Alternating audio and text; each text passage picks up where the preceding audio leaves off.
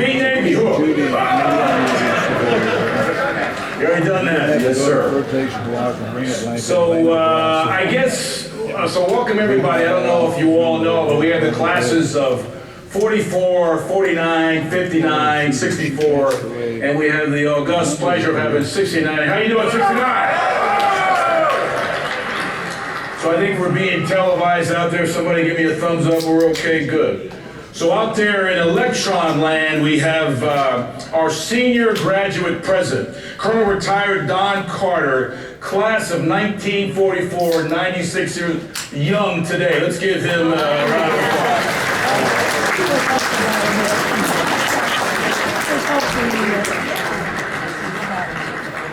So some fun facts as well this weekend, or this week today. 740 graduates, 51 general officers, 21 distinguished grad recipients, 2 FORSCOM commanders, 1 TRADOC commander, 1 SOUTHCOM commander, 1 Desert Storm 7th Corps commander, 4 commandants, a department head, a Heisman Trophy winner, 2 deputy cabinet secretaries, an ambassador, 3 judges. Not bad for West Point. Oh. I'd also like to acknowledge we have 54 widows in this group, including 4 Gold Star spouses. Let's give them a round of applause.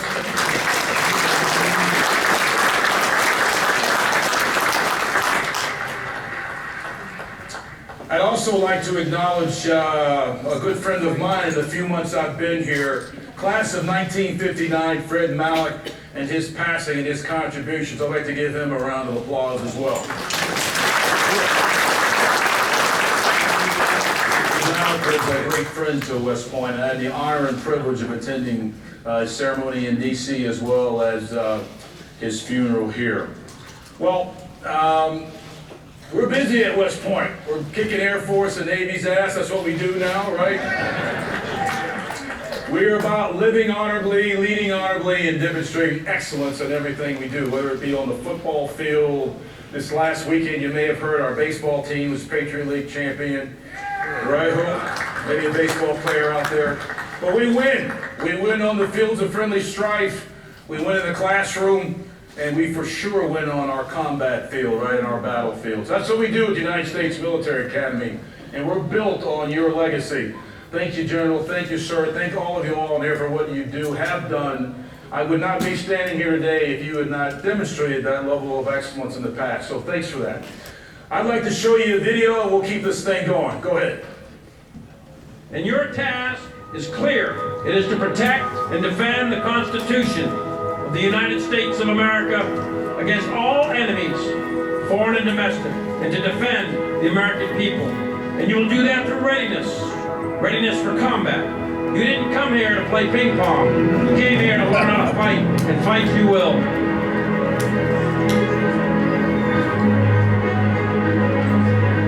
You are this nation's next greatest generation. You're an amazing group of people.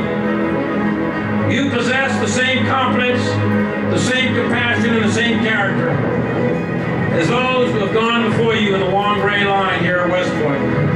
Among you is a future president, senator, or members of Congress and captains of industry, entrepreneurs and scientists. But most importantly, among you are our future platoon and company and battalion, brigade, division, and corps commanders. And each of you will be taking a lifelong oath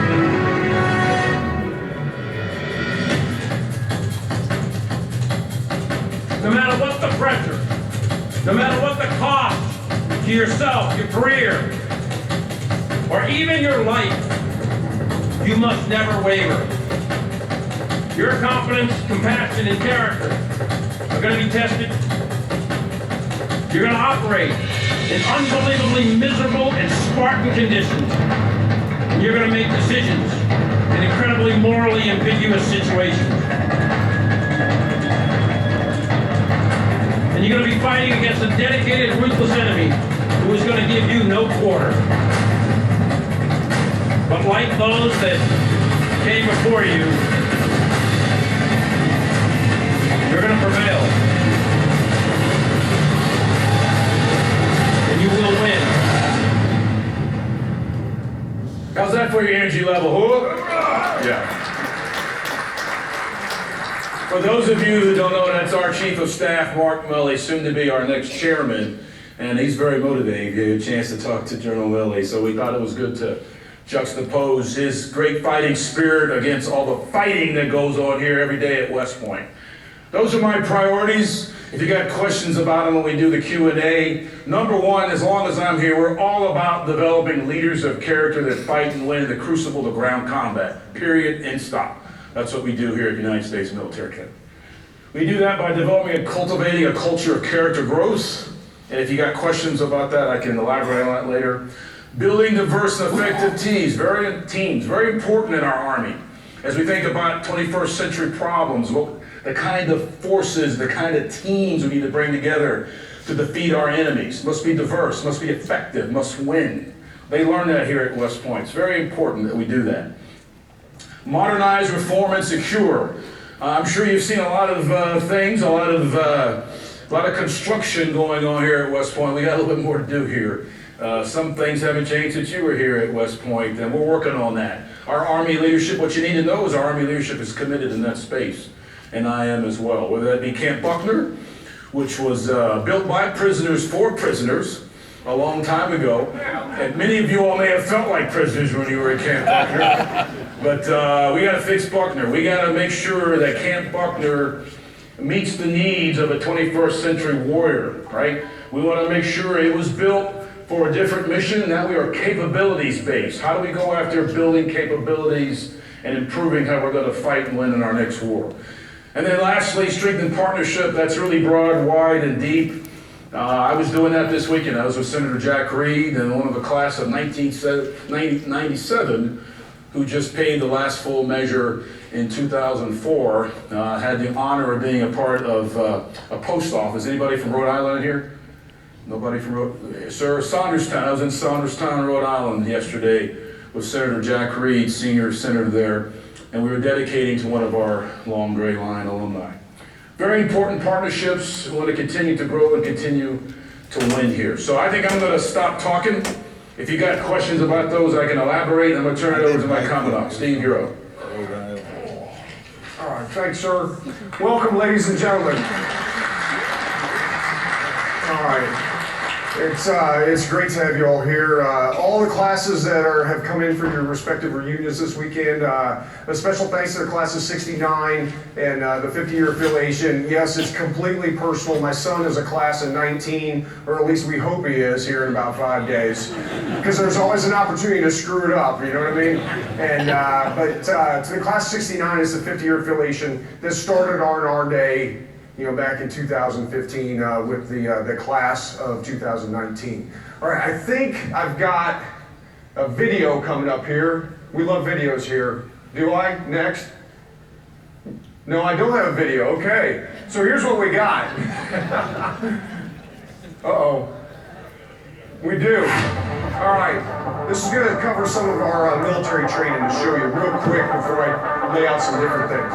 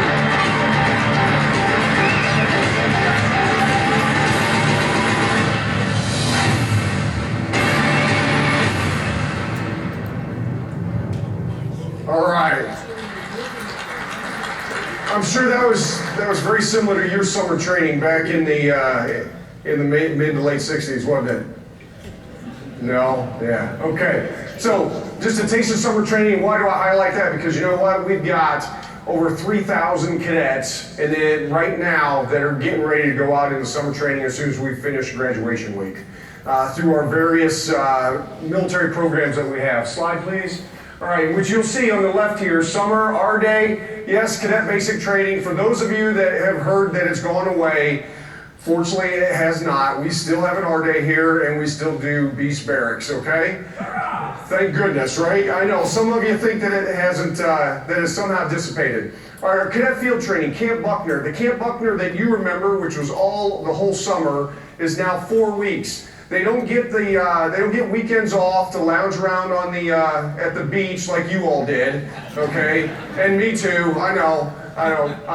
The weekends are full of training. We compressed it down to 4 weeks at Camp Buckner, and then we added this additional event, which is called Cadet Leader Development Training, CLDT. It's based on infantry patrolling tactics. It's a learning environment, so yes, it's not just walking around all day and all night on 2 hours of sleep. The intent is that they are learning infantry tactics, patrolling is the basis, but what it is also, it's a leadership opportunity. It's about teamwork, and it's in that environment where you start to learn who each other are and how you perform, particularly under stress. Because they don't get a lot of sleep, they do eat MREs, but that's not a whole lot, and it can be hot and humid here in the summer, as you all know. All right, and that CLDT is right here. 20% of our Cal class goes to that, 80% of the Firstie class goes to it. Of course, we've got our West Point leader details, which you're all very familiar with, and our cadet troop leading training, which is going out into the Army to serve as platoon leaders in operational units. All right. Our academic year, what I want to lay out, very similar as far as introduction to war fighting, and then at the squad and then platoon level. But really what I focus right here is MX400 officership capstone. It is run by our Simon Center, and it is the superintendent's course on officership that every firstie goes through and has to pass in order to be a graduate. All right. Next slide, please. All right, what we have here is our character program. Of course, character is integrated into everything that we do here at the United States Military Academy. On the left, I'll work left to right. On the left, these are the various venues or systems that we have here through our honor, our character education program, MX400 I talked about, and then these other events. We take Firsties and Cows, our leadership down to Gettysburg. We do a staff ride down there led by our history department that takes us around, talking about leadership and truly, you know, the timeless characteristics of leadership that applied not only in 1863, but applies in 2019 as well. A mission command conference that we conduct here at West Point, which is our entire first class, along with ROTC cadets that come in. Approximately 100 come in for this conference, an integrated approach. We have guest speakers and such. And then, of course, through different outreach. To develop these 4 characteristics, to develop moral courage, to develop honorable living, a new identity, and inspiration. And we assess through these areas right here, moral, social, civic, performance, and leadership. In order to get to what the boss said, living honorably, leading honorably, and demonstrating excellence. All right. Next, please. Our physical curriculum, the takeaway on this, we do a lot of things. Arvin Gym is, and Hayes Gym specifically, is still the Hayes Gym. Who here, claimed Hayes Lung on their VA? Someone did, didn't they? Because it was all the asbestos that was in there that you claimed for VA. Okay, here's the great thing. We took all that stuff out. I know, the Corps has.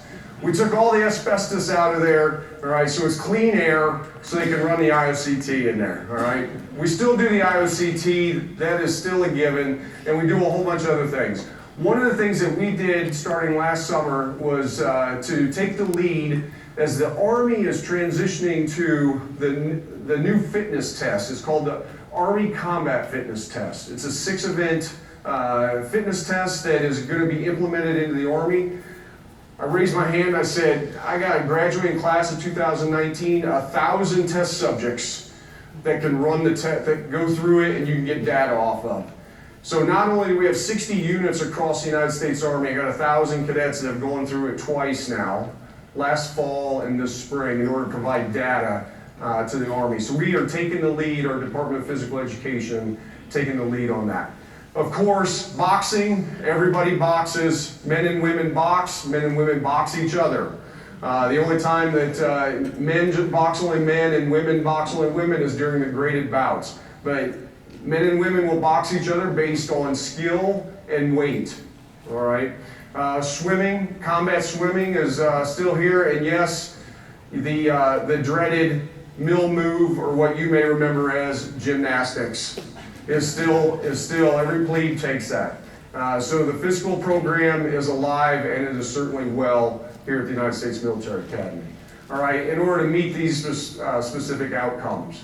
All right, we also integrate in the summer training, we integrate our physical fitness to include out in the field so we can maintain what we've developed through the year. All right, next please. I think that's my last slide. Folks, open to questions at the end. Again, it's great to have you here. We certainly appreciate everybody that has come back to join us at the Rock Mountain Highland home. I'll be followed by the Dean, Brigadier General Jett.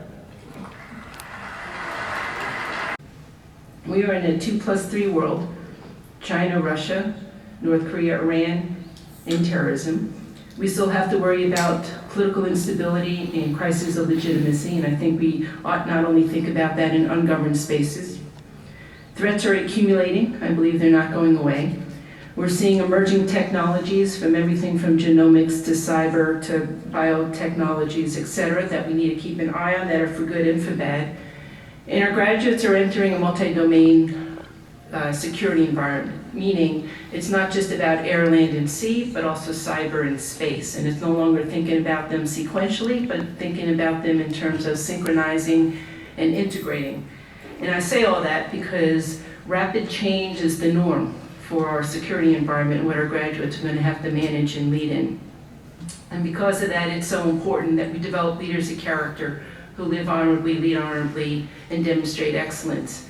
And essentially, the values that define us need to guide us, especially when we're dealing in gray areas where norms and laws have not kept pace, right, with emerging technologies and other scenarios. And we also have to make sure that our cadets can think critically, because the space for getting it right is shrinking, given that rapid change. So we are all about developing leaders of character who think critically, internalize their professional identity, and know how to use their education to help build the future Army and nation. We have 3 outcomes of the academic program. One are the 1,000 cadets who are going to walk across the stage on Saturday. The second is what we call our second graduating class. So 55% of our faculty are the captains we pull right out of after their company command and put into the best graduate school programs. And they come back and they teach and they mentor and they deepen their own studies, and then they go back out to the operational force at a very high level of talent. And then the third outcome is that we have 26 research centers as well as departments that provide direct intellectual capital right back to the force, and I'll talk about that in just a moment. But let me dwell a little bit on the first outcome, which is our lieutenants that we graduate. And when you look at our curriculum, it looks similar to yours. We still have a core curriculum that is a broad level education that is designed to teach more how to think than to what to think. 50% math, science, and engineering, 50% social sciences and humanities. We have a study in depth component, so there are opportunities to major. Our most recent majors, and if you think about our curriculum, is designed to meet the needs of the Army. The last 2 majors were our space science major, if you can imagine, right, the domain of space and understanding how particles behave and all that good stuff in that realm, as well as applied statistics and data science, if you think about the fields of artificial intelligence and machine learning and that kind of thing. We also have an array of experiential learning.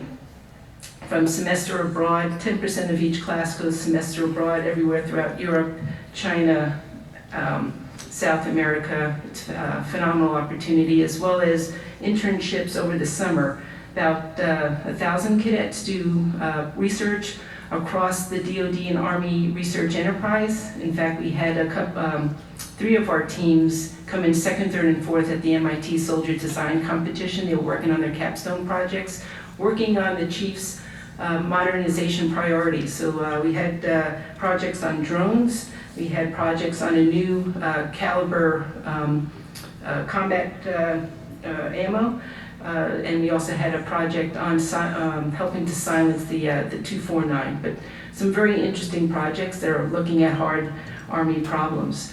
I would also share with you that the most impactful way we deliver the education is the way you remember. I call it the modern Thayer method. So still 15 to 18 cadets in a class. There's nowhere to hide. I think it's it's very impactful, especially in this day and age of phones and computers where people learn eyeball to eyeball. You stake out a position, you bring evidence to bear, you listen to other perspectives, and you engage in civil discourse and go after the ideas real hard, not after the people. So very, very strong academic background that gets to all the different things that we're trying to ensure that our graduates have before they graduate. And then, as I mentioned, the rotating military faculty, they go on to command at all levels. We have astronauts and captains of industry and so forth who are that very, very strong class. In fact, when the superintendent said he met with Senator Reed taught in the Department of Social Sciences. So our faculty continue to do great things. And then again, our research centers are putting out making such phenomenal collaborations with units across the Army, everything from our Combating Terrorism Center, working with SOCOM and making sure that we're having an opportunity to exploit and analyze captured battlefield documents, to working with this new stand-up of Futures Command on issues of artificial intelligence and ethics and all that goes with it. So with that, I'll stop right there. We're all about posturing for the future. We have a lot of pilot programs in play to make sure that we continue to advance, to ensure that we're improving and staying in front of the wave as we make sure that our cadets are best prepared to face whatever they're going to face in a very dynamic world. So I'm going to turn it over, I believe, to the athletic director, who's Dan McCarthy.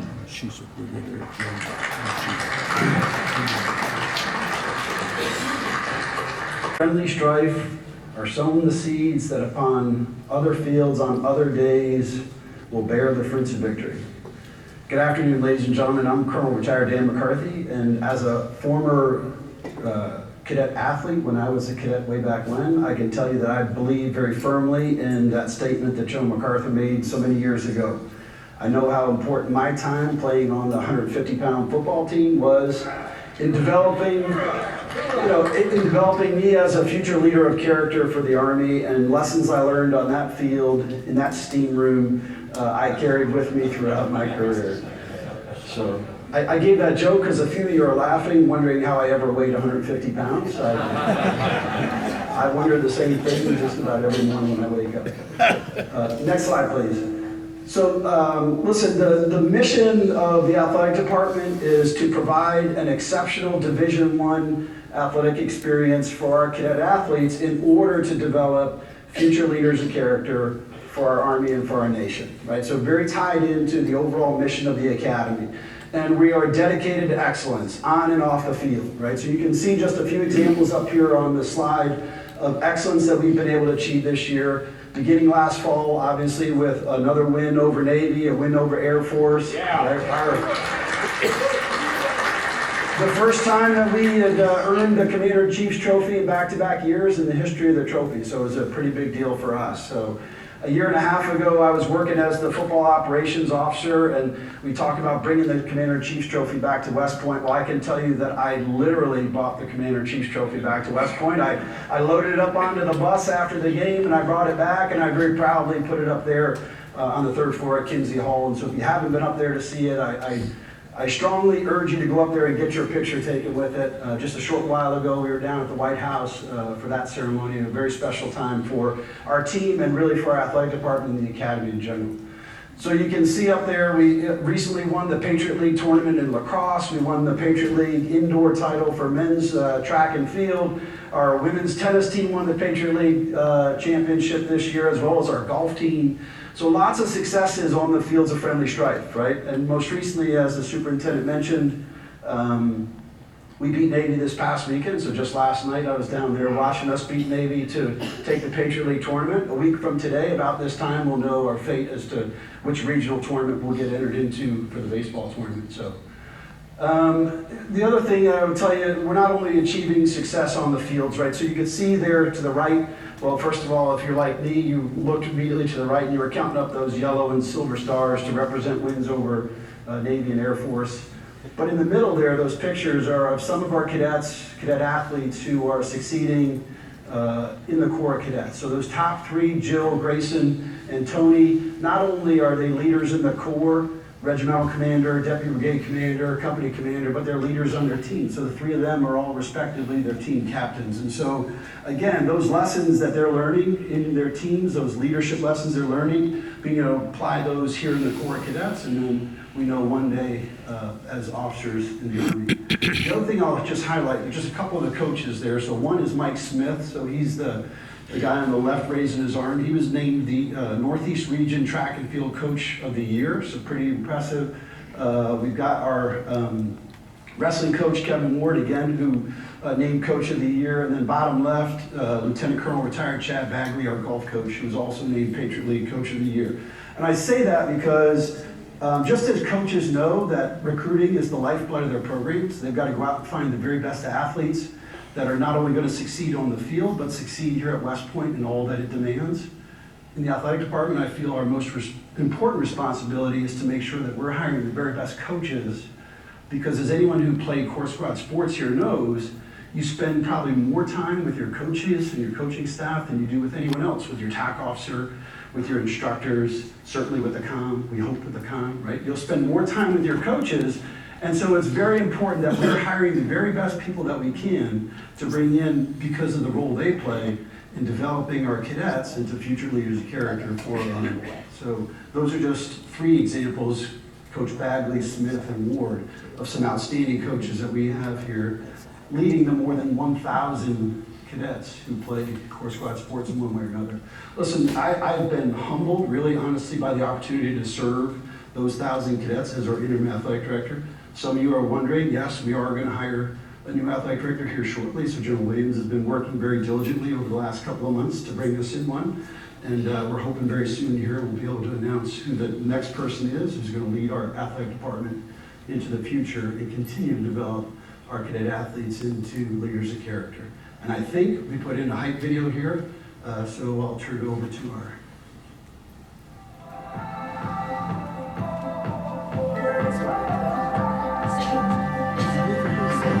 Your bright energy I've never felt before. Some kind of chemical that reaches through my core. Feels like as far as you and me, I've never had a choice. You feel like home. You're like the opposite of all of my mistakes. Tear down these walls and put me in my place. I don't know that kind of comfortable. I can't replicate. Just feel like home. So let's not say the right thing. I just feel it in my heart. Don't just feel it in my heart.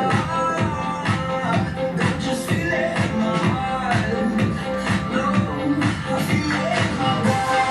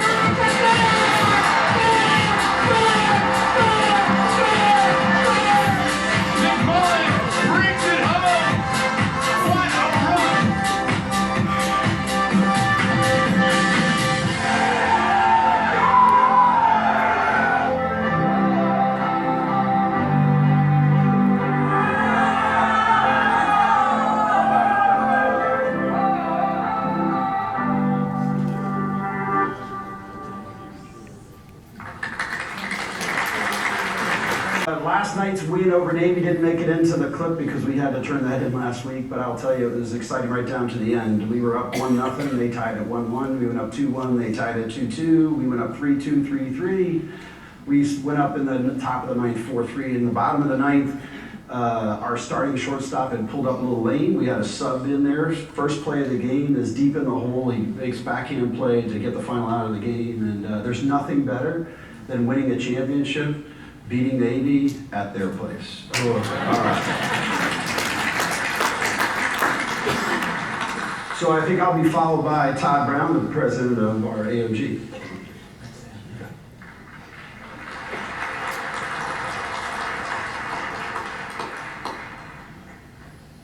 Okay, next slide, please. Okay, a few years ago, we put in place this vision statement, and that's for the Long Gray Line to be the most highly connected alumni body in the world. And when we say connected, we mean connected with each other and connected back to West Point. And the visions you see up, the mission you see up there to serve West Point and the Long Gray Line, that's really the same mission that we've had for 150 years. So the last few years, we've been putting more emphasis on the second part, the service to the Long Gray Line. And all the programs that we're putting in place are to move us towards that aspirational vision. So we still support all the classes and societies, 81 classes, 141 societies. Event and reunion support, this just started about 10 years ago. We now support about 100 events all over the country, and this year all 15 of our alumni reunions. Memorial services. A few years ago, a widow wrote to us and said, it'd be great if the AOG could help folks when they come back to bury a loved one at our cemetery. And so we put in place a new program really to assist the team out at the cemetery with all the different arrangements that families need to make, because really everybody is coming from far away to do that for the most part. So, helping with receptions and transportation and coordination with florists and funeral homes, etc. So we do about 130 funerals a year. We assist with about 130, which is virtually every funeral that happens here at the cemetery at West Point. We also thought that we needed to do a little more and reach out to 3 groups and engage them better: cadets, parents, and widows. So when it comes to widows, what we did is we went out and we looked at what some of the classes are doing in some of the societies. We benchmarked that, we kind of put in place a template and pushed it out to other classes and societies for them to use to support the widows in their classes and societies. And it's been very successful. We get great feedback, because widows are associate members of the AOG. What we found out about cadets is that all the great things that cadets get to do, they're supported by gift funds. Sometimes they don't really know, right? So we really are doing an old Army thing called Train the Trainer, and we're trying to encourage all the staff and the faculty, when they do something that's gift funded with cadets, they make sure they know how that happened. The cadets know they had a really great experience. We want to make sure that they know that that was possible through a lot of the folks here in the room. Okay, communications. So the AOG has a pretty massive communications program now, about 3.3 million touches per year and over 15 million impressions, which is one of those official communicator terms that I can't exactly define. But basically every little finger touch that goes out has kind of multiple extensions are impressions. New initiatives. So we put in place 3 new initiatives, really, again, to get towards that aspirational vision. The first one, the Rockbound Highland Home Program, the purpose of that was to welcome grads when they come back to their Rockbound Highland home. And I think you've probably heard about it. It's been very successful. It's won a couple awards from our other higher ed associations, a gold award from CASE, and a couple others here, beating out Princeton and Villanova and Georgetown. So we also like to beat other schools like Army and Navy. They don't have those sort of programs, so we have to beat Georgetown and Princeton, etc. GradLink. So the idea behind GradLink is to help people stay connected. Okay, it's an app for your phone. It combines the AOG database with LinkedIn's database, and because of that, you get some really strong ability to connect. So for instance, you say, I want to go to Dallas, I want to find all my classmates that are in the financial services business. You can put that in, you can run a screen, you can get a list, and you can even geolocate them on a map. That just last week won an American Business Association award, a gold award they call the Stevie Award for GradLink. Finally, career services. You know, every time the AOG's ever done any kind of a survey, our grads say that's something that they want us to help with, and so we put in place a much more robust program in partnership with Korn Ferry that helps us do all the front end pieces. After they've helped our grads kind of become prepared job seekers, they send them back to us. We are the hub of the network, and we get the word out and we help them find jobs. Just started in December. We already have about 500 grads who've signed up. I think we've placed about 29 so far. Okay, so those are the alumni support things. Serving West Point mostly is related to fundraising. So the AOG raises $45 to $50 million a year to support the academy. Endowment management, we have $380 to $400 million under management. And one of the things a lot of people don't know we do is construction. So all the privately funded construction is done by the AOG and then given as completed projects to the academy. So over about the 20 years that we've been doing that, it's about $250 million worth of projects now.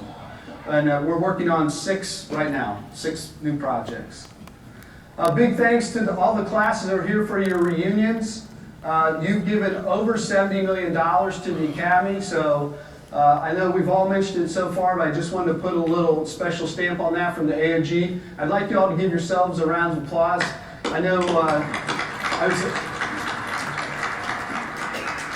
I was at the lunch a little earlier and saw my friend Casey Brown working hard, helping bring in those donations for the academy. We really appreciate it.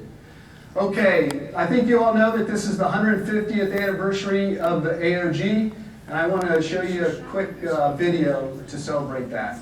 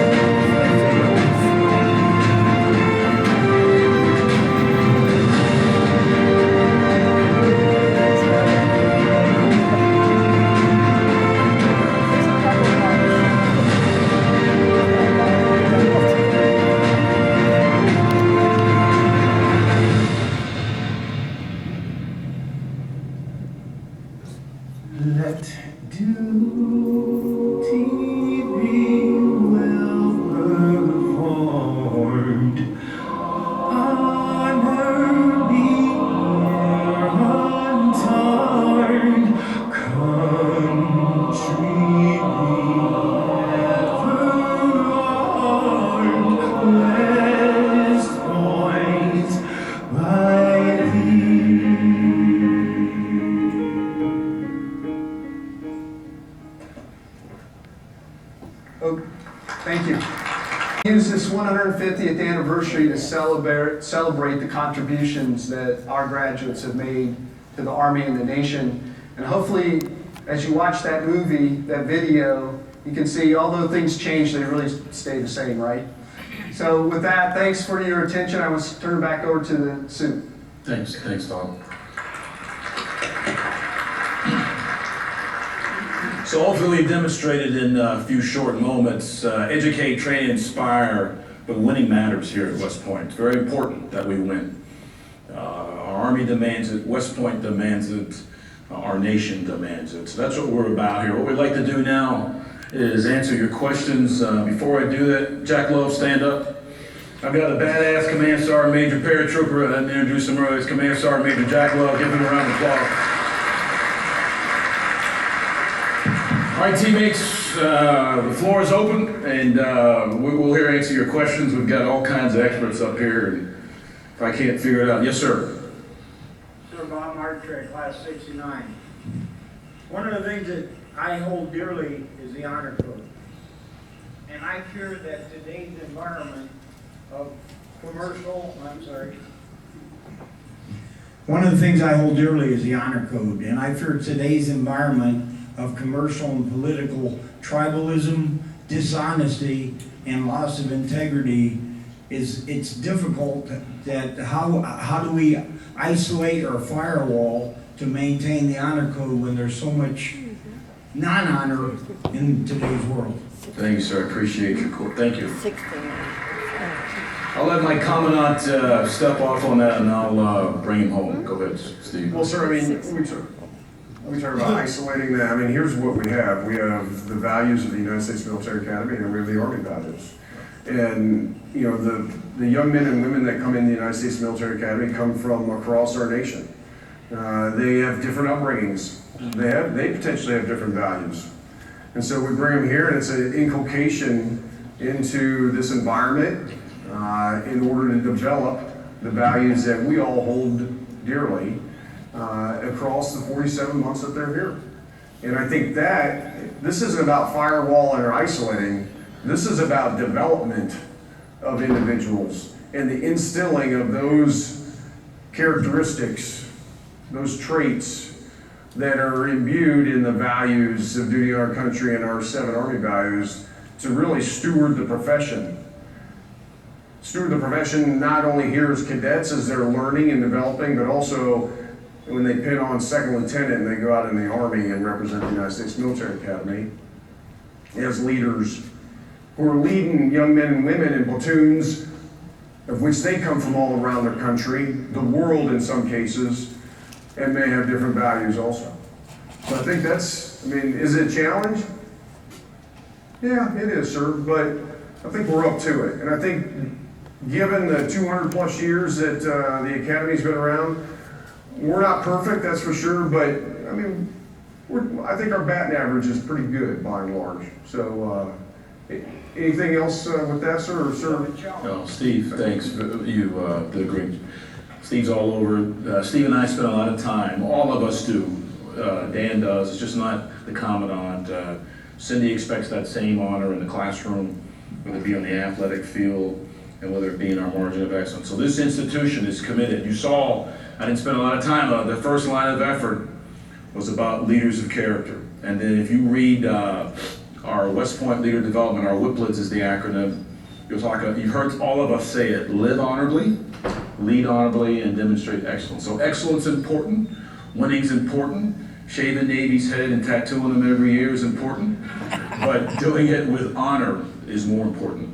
And I will tell you, as I go through the last minutes of trying to figure out who's the athletic director of the United States Military Academy, that's paramount. We got to win, but we got to win the right way.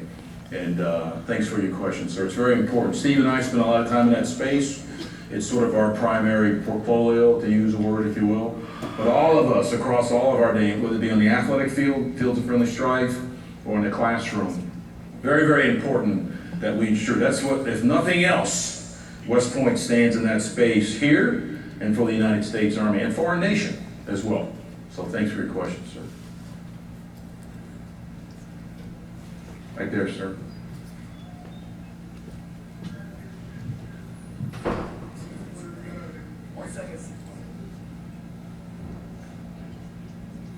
We've all graduated 50 years ago, which is a long time. We're wondering briefly, what are the greatest advancements in West Point over the past 50 years? Yeah, I would ask each of the main leads. Cindy, why don't you start off? You were here 50 years ago, right? No, she's my class. I overlap with some of you, I'm sure. So what I would say, there's been great, so let me start off by saying I did graduate in 1982. So I've seen great advancements on all different lines of effort, if you can imagine, academic, physical, social, everything that you can imagine. On the academic side, I will tell you that it's a much more robust curriculum because of the demands that we're placing on our graduates, but also we're in a space where we're competing with higher ed. So we have to make sure that we stay competitive to ensure that we bring the best of the brightest. I didn't mention my opening remarks. We have 30 scholars, 3 Marshall Scholars as part of that. And we've also entered the scholarship of the technical realm. So we have cadets who are going to go right to graduate school at MIT, for example, as Lincoln Lab Fellows. And now they're going to enter in a much more valued depth of talent, if you will. So there's been a lot more choice entered with majors that we need to ensure folks have that opportunity. We have a global perspective. I think in my day, I think the whole Corps competed for 3 AIADs. Now we have cadets who have phenomenal opportunities to travel, and we all know when we travel how you gain confidence and humility and self-awareness and cultural understanding. Tremendous guest speaker program to ensure cadets are going to get different perspectives and understand different backgrounds and so forth. But just a very robust, I would tell you, in the academic space. We've also, our faculty blend of excellence is a little different from what you remember. So 55% of our faculty are the rotating military faculty that you all remember. We also have 27% civilian. They bring great depth of discipline. They're great collaborators with our junior military faculty, as well as providing a different perspective that's important for our cadets to understand. So on all different routes. And I don't know if we're going to talk about this directly, but I will also tell you that having been a cadet here, and any time we try to talk about anything gender related, everyone sort of clammed up, right? No one talked about it. And that has totally changed in the fact that we're able to have hard conversations on tough leadership issues that everybody needs to feel comfortable engaging with in order to make sure that as a value-based institution that we lead the way when it comes to issues of sexual assault and sexual harassment. But I can go on and on the sports. I played sports here and so forth. Everything has just advanced to just a terrific level, and it's because of the legacy you all left that we were able to continue to build and advance. What Cindy didn't mention also was like a particle accelerator here and a laser. Now you probably like, why does the comm know that? Only because I went over because I wanted to see it and flip the switch, you know what I mean? Here's what I think the biggest advancement in the last 50 years is. I think it's diversity and integration. I think by virtue of just looking around at you and your classmates, and you go out and look at the Corps cadets, you can clearly recognize that. And that is a strength. Again, when I was talking about values, sir, we pull from across the nation. Every single state, the territories around the world. And I think that, in and of itself, is what has made this place stronger in the last 50 years. Now, granted, it's a different environment, so please don't take it as, well, it wasn't that way for the class of '69 and so forth. Yes, the environment has changed, but it has changed for the better for us to do that. And that's what I think is the most advanced or the best advancement this institution has had. So I'll just pick up on the Commandant's point about diversity, right? I think one of the men and women who have greatly contributed to our expanded diversity. The athletic environment itself has evolved quite a bit since 1950, right? And so we're doing our very best to keep up in that arms race to a certain extent. But athletes now are much more focused on a single sport, so you don't see all those guys that played, both football and basketball and lacrosse, right? We have just a handful of cadets that compete across multiple sports these days because they're so specialized. Our coaching staff, our athletic department, much more, I'll say, professionalized. So probably in your day, you may have had some of our coaches who were also teaching DPE courses and those sorts of things. That doesn't exist anymore. And many of you may not be aware that our athletic department now stands alone as a 501c3 nonprofit, a non-federal entity. And we work very closely with, obviously, with the academy, but we're able now to deliver the athletic program with a little bit more flexibility when we're not necessarily hampered by some of the rules, for example, contracting rules and things that might limit what we're able to do when we were operating as a government entity. So that's and that's only just a little bit more than 2 years old. So we're still learning that, but obviously work very closely with, in fact, we have military folks who work as part of that effort to deliver, as I said, an exemplary Division I athletic experience for our cadet athletes. Okay, in 1969, I think the AOG was a few people in the basement at Cullom Hall. So we now have our own building. That's a big deal. And we have about 105 employees full-time. So that's what makes us able to provide those services I discussed. And then obviously in 1969, we really didn't have a professional fundraising operation that started in the mid-90s. So just to put that in perspective, the Academy's trying to produce the best cadets. To get the best cadets, we have to have the best programs and curriculum and facilities. To have the best facilities and curriculum, to compete, we got to compete against those other Tier 1 universities, and they all have big treasure chests called their endowment. So the AOG wants to help with all of you to keep our academy strong. Thanks. Just 2 points I'd like to, one is, so I've had the opportunity as a cadet, a football player, and I was a TAC and worked for my old RTO over there, John Bolger, RTO, and they said, hey, here's the keys, don't screw this thing up, Williams. So I've seen this place over about 40 years. It's a great question, sir. So 2 things. I would see it as more of an evolutionary approach. We're standing on your shoulders.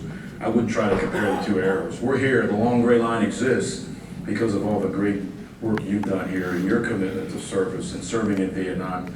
My father's 2-time Vietnam vet. I spent a little bit of time in the military. My kids are all in. All the guys up on the stage. You heard Steve talk about his son will graduate. Cindy's kids are also in the military, special forces officer. My son is taking a Ranger company this summer. My other one just graduated from Ranger school. My grandkids will go here. So we're maybe. I have 2 grandkids. I do have grandkids. So 5 and 2. We've already got their Ranger tabs sewed on too.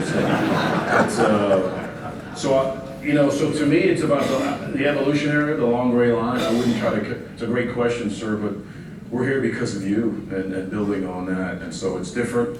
I don't know if I could get in here right now. This place is hard. These kids are all prison ripped. They're smart as hell. They're fit. They're tough, and they know going into this that they're going to go and fight. Our son is jumping out of planes today, finishing up his airborne ranger sequence. He's heading down. He'll be in combat next year too. We fully expect that. That's what this generation's been doing for a while. So I would say the first piece. The second piece is our great not to do the comparison now. Non-commissioned officers.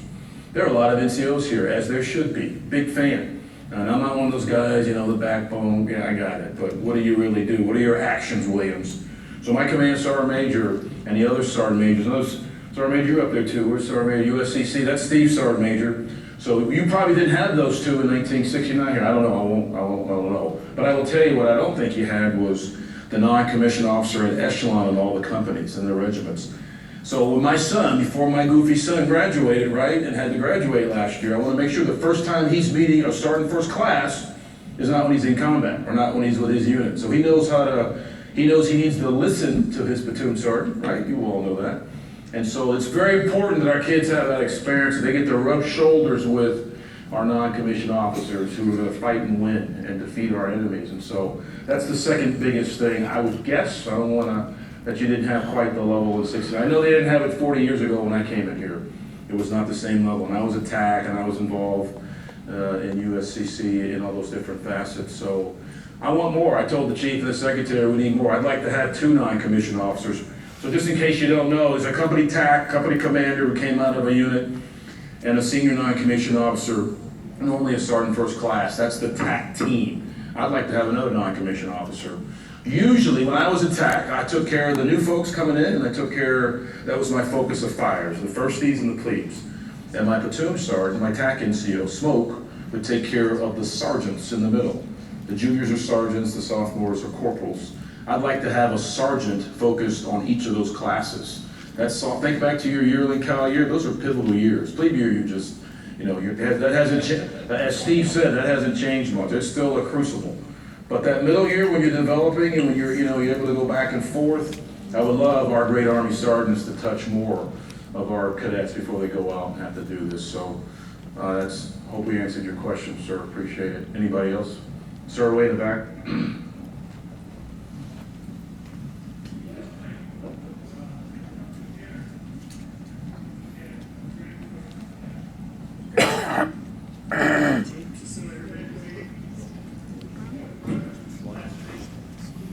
Got a sister who already graduated, a brother who graduated, and her parents are both graduates. And I noticed that many of you, all of you, have children who have graduated. So my question relates to this question of diversity. Yeah. And the question gets to whether or not we are recruiting cadets genuinely from across our society, or whether there is a tendency for our officer corps to become somewhat inbred. So my question is not what percentage of cadets are recruited from families of graduates, although that would be an interesting statistic, but what percentage of cadets come from families where their dad or their mom is or has been a serving officer? I've talked a lot to the senior Army leadership. They're concerned about that as well, about the insularity and I will tell you, I'm very involved with the admissions process. We have, Deb's not here today, but we can follow up with your specific question. We can get that answered. Yes, sir, there is. We can get that answer for you.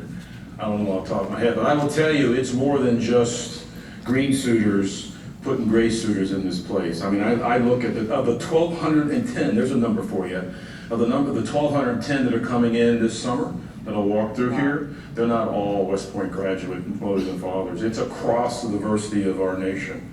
On percentages, I can get that for you in 10 minutes, but it's comprehensive across both from a geographical standpoint and also in terms of socio-economical. I talk to cadets every day. They have no experience with the military. They come here and they are transformed into leaders of character.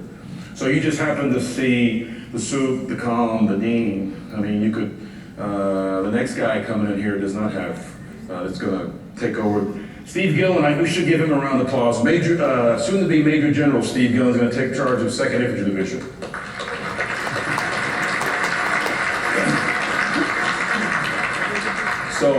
So we can get you that number, but I'm watching that very closely. So I'll unpack diversity a little bit. So about 24.1%, if you want to know the exact percentage of the class coming in is female. We exceed the Army officer percentages in terms of African American, Asian, Hispanic, and female. The secretary asked me the other day, he said, "Do you need guidance? Do you need help with this?" I said, "No, I don't." Because we can do this, and we've done it for a while since you were here. But it's very important that your Army that's fighting all over the world looks like our country. And the guys all talked about that. So it's extremely important, not only to me in the West Point, but to the Army leadership.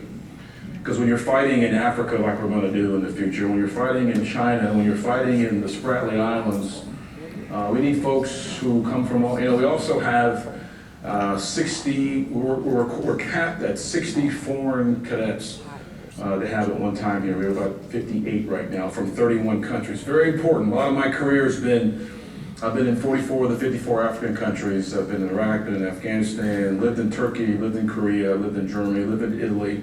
It's important that these wars we're going to fight, that we're going to war with the folks that we don't want to meet on the battlefield for the first time. So it's great if they can meet here doing juice, right? Before, because these kids are going to be, these cadets from these foreign countries, and I talk to them all the time, are going to be the future chiefs and chiefs of their country. They're not sending us their worst, they're sending us their best. So we fight joint, we fight combined, we fight diverse, we're effective, and we win. So thanks for your question, sir. Yes, sir. Tony Burgess, 69. Yes, sir. Speaking of recruiting, or not recruiting. You can lean into my mic. There you go. There you go, sir. Speaking of recruiting or not recruiting, are these informational videos available to the West Point societies or online? Yes, they could be. Yes, sir, they will be now. Coming out, you okay with your video being released? Yes, sir. Other than make you dizzy when you're watching. Cindy, you're okay? Yeah, I think the short answer is yes. And we'll figure out how to do that. Aiden, figure out how to do that, okay. Yes, sir. Sir, this is Gary Dolan, class of 1969. I have great admiration for the young cadets who join now to go to the academy because they know before coming in they may be in harm's way. There you go. Just like we in 1969 were aware that we'd be going to Vietnam. Yes, sir. My question is, a lot of us, myself included, did not stay for the full career in the military. What do you forecast as far as retention of these amazing young men that you are training? And I thank you for forming the minds, the bodies, the souls of our future warriors. Yes, sir. The Army leadership is concerned about that as well. We have a great entity. They work underneath our dean here. It's called OEMA. Many of you all may have worked with them or work in social sciences.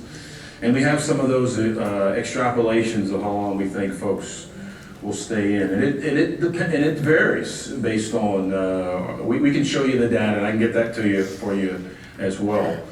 We don't know. We are running pilots.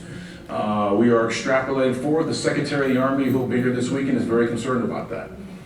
What is a career? I mean, this generation of Z is different than the class of 1969, as was mentioned before, sir, and we don't know. I will tell you that it's something I'm going after. It's very important to me.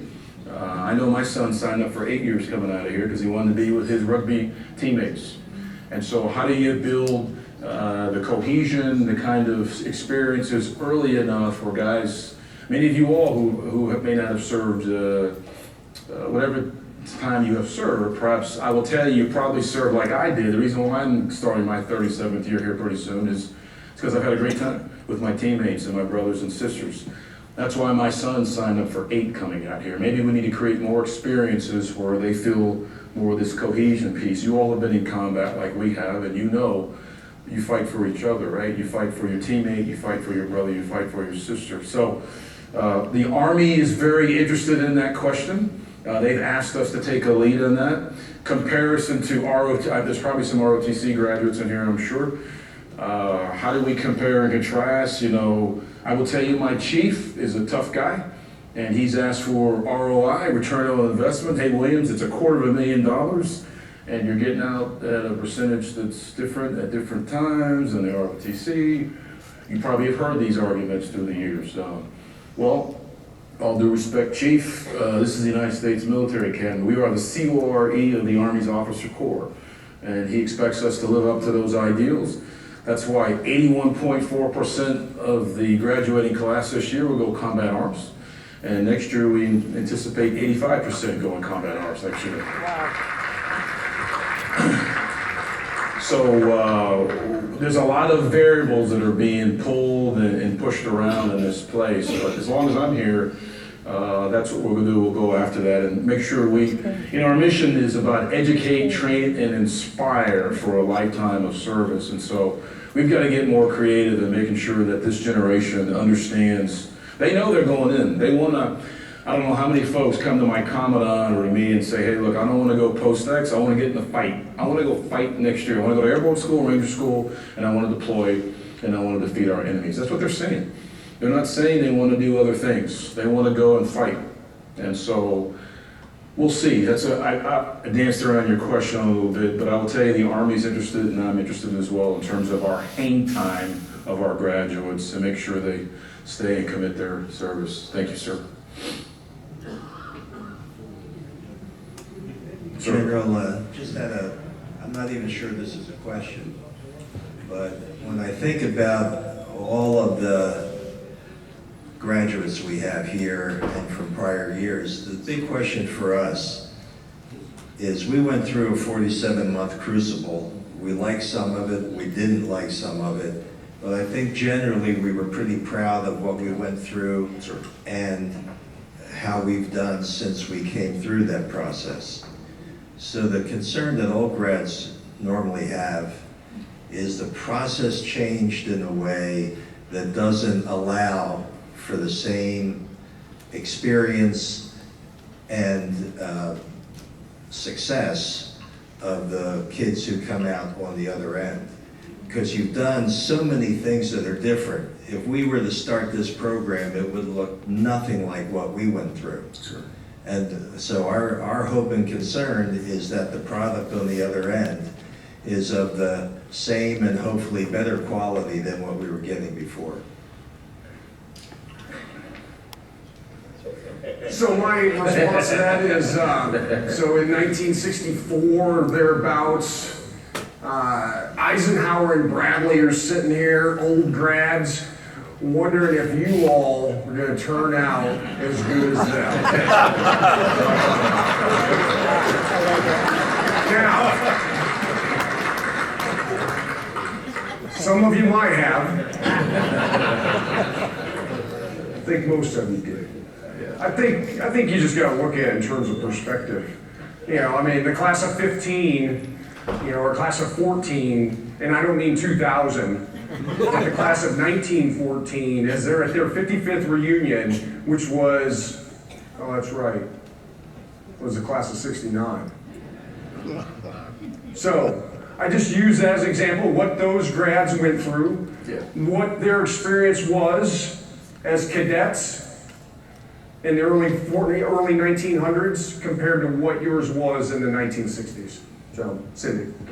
Sir, if I could also just share with you, we do very systematic assessments. So we are talking, for example, with all the War College cohorts. We want to get their views of how our lieutenants are doing. We make visits to all different posts, and we're constantly checking on that, as we also check on how our graduates are doing in their basic courses and so forth. So it's something we're going to continually check, but I'll tell you that each generation has a different set of stressors that were not there before.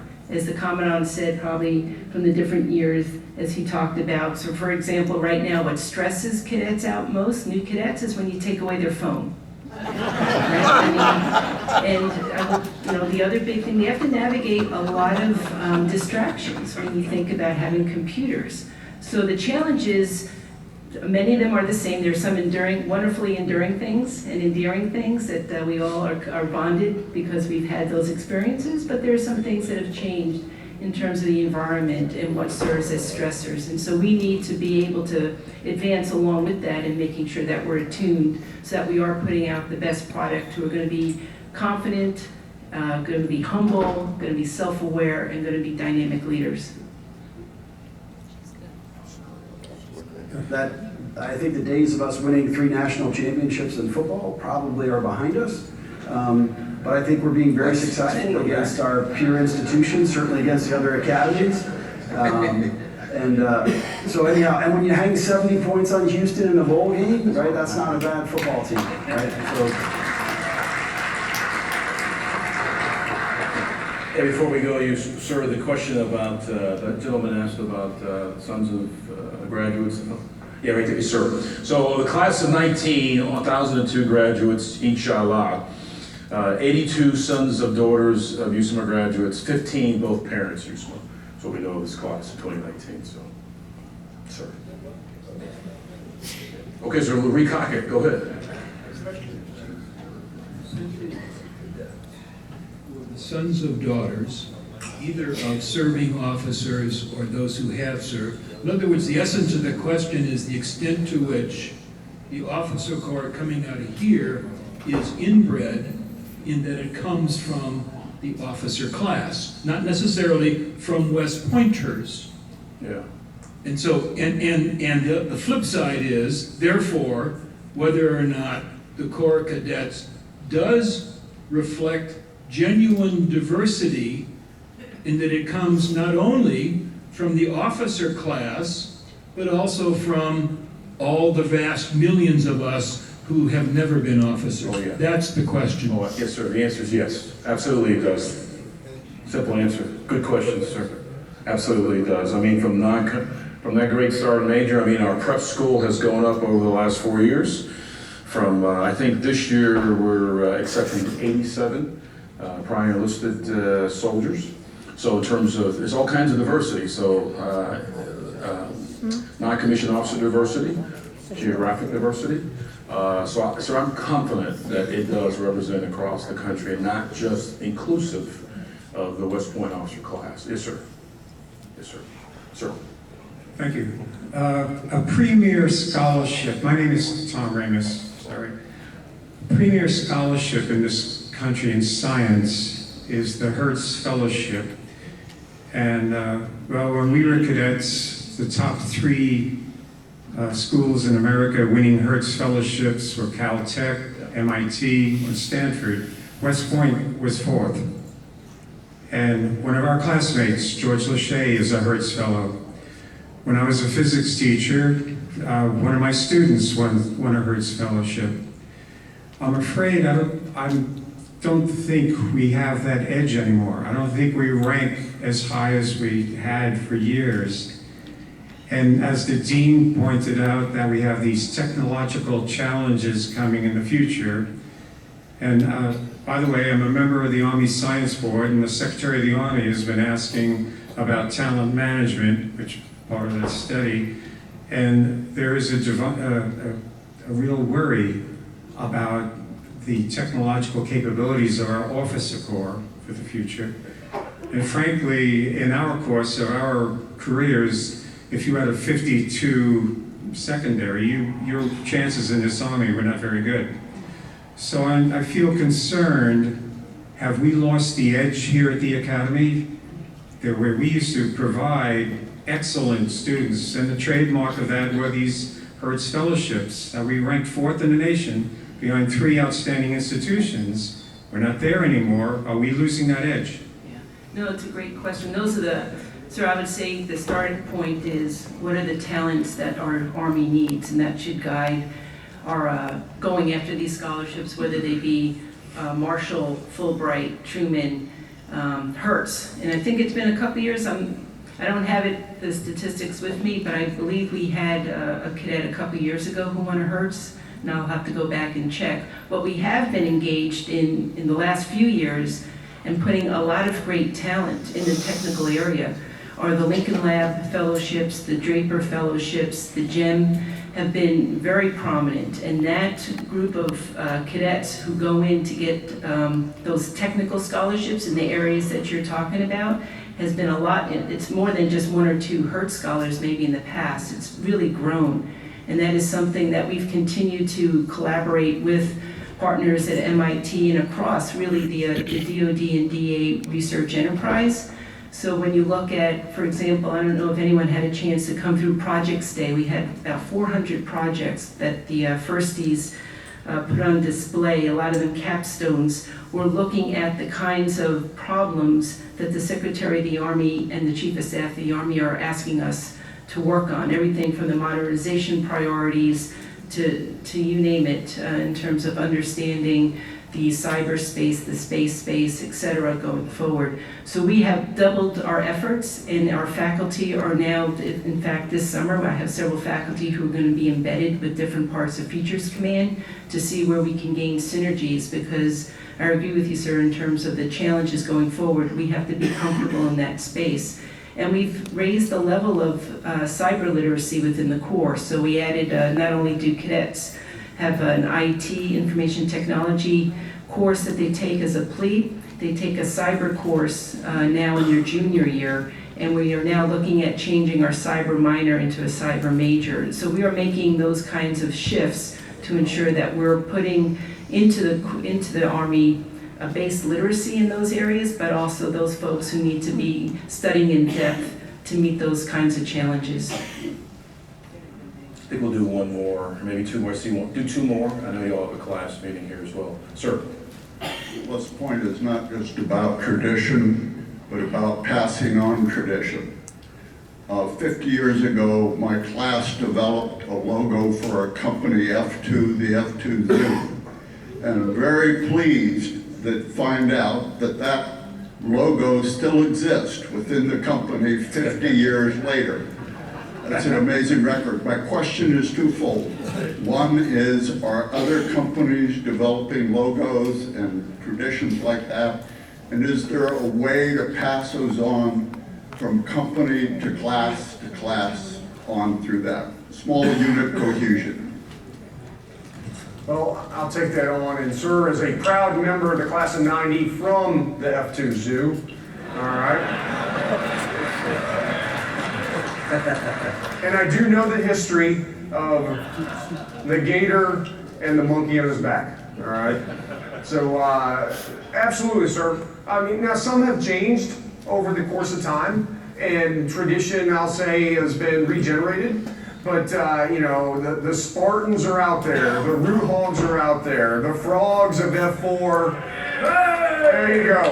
You know, I mean, you know, the frog, you get inundated with frogs during Frog Week, okay? They pop up everywhere. So yes, the traditions continue on in with the respective logos that we have here. Now, I will tell you again though, some have changed. And they've changed because, you know what, the class from that respective company said, we want to change it. And they came together and that's what they did, and they carried on. It's not a slight on anybody. It's just a fact of, you know what, we're moving in a different direction from what the respective company represents or what they want it to represent, not only presently, but in the future. So, but yes, sir, is proud and alive. I've got the document, it's like 10 megabytes with the history of the F2 Zoo. So every week during Frog Week, I tripped over about 1,000 frogs in front of my house going out. Sir. Bill Greger, Professor Emeritus, School of Advanced Military Studies, Fort Leavenworth. I've undertaken a study of the undergraduate preparation for the applicants to the School of Advanced Military Studies. I've gone through, right now, about 900 transcripts. Of course, only a percentage of that are West Point graduates. Do you have any time series report that reports how many students in each class took what majors and what the mean score was in each of those particular academic disciplines? I'm sure we have that data. I haven't looked at it in a while. I'd appreciate it if I could get that, because I thought it would be very useful if I could assess where the applicants, who are all mid-career, stood with respect to their academic preparation with respect to their classmates. Yeah, our OEMA folks, I'm sure, Yeah, so they probably had it for you in about 10 minutes. But in the aggregate, so there's a difference between specific names with, you know, as opposed to just aggregate data. Right, I just want to see the aggregate data. I mean, I spent a year at Leavenworth fighting the human research people to just get permission to assess the transcripts without identifying anybody. Yeah. So we'd have to look at that for sure. Can do one more back. There's got one more. So I'm a graduate of the School of Advanced Military Studies. I remember you. I think you flunked me. I remember you, sir.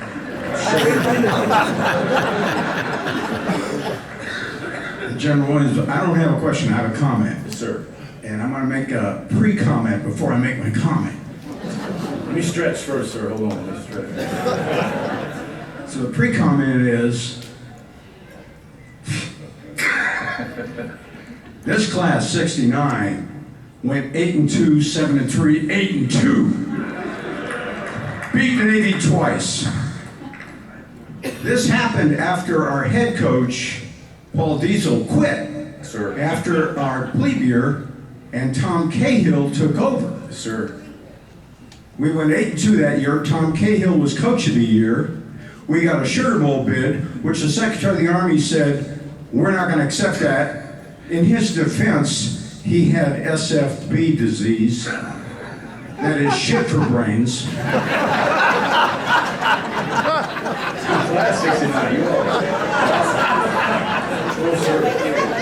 Can I say that? Yes, sir. Then 7-3, then 8-2. We had All-Americans in our class. We had Gary Steele in my class. Yes, sir. Gary Steele was the first African-American football player at West Point. And you know what I'm most proud of, General Williams? None of us knew that. Yes, sir. None of us knew that. We all knew Gary Steele as our beloved classmate, who if we took a vote today would probably be in the top 3 of the most beloved men in our class. That's all we knew about Gary. That and the fact that he was probably the best split end since Bill Carpenter to play football here. Now, that's my pre-comment.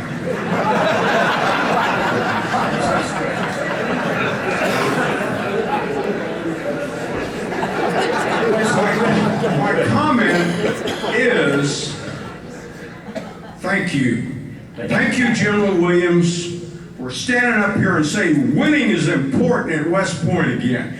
Thank you for that. Thank you. Thank Book Harrigan. Thank Jeff Monken. Thank the athletic director. Thank everyone who has restored winning and respect in our football program here. And not just because it is a modern day football miracle to take the worst freaking program in America to number 19 in the country right now. Not just because of that, because of the fact that when you see these kids interviewed after a football game, they take no credit for any of their success. They take blame if they had some problem. They take no credit. They give credit to everybody else. They are the kids we would love to have as our sons, or now our grandsons. But those kids, like Kelvin Hopkins and Ahmad Bradshaw and Cole Christensen, they make us proud. And they make us inspired. Thank you for that. Thank you, sir. Thank you very much.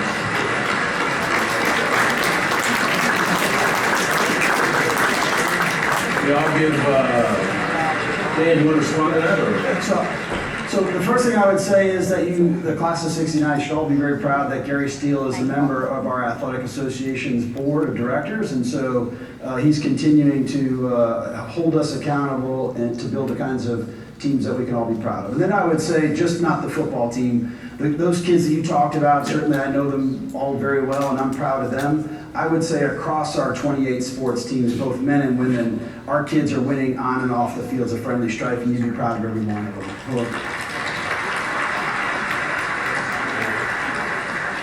Back to you, Vince. Okay, so thanks very much. We'll be around, and I know you have a class meeting, but we'll stay on for a few seconds if you have any follow-on questions down here. But Vince, back over to you.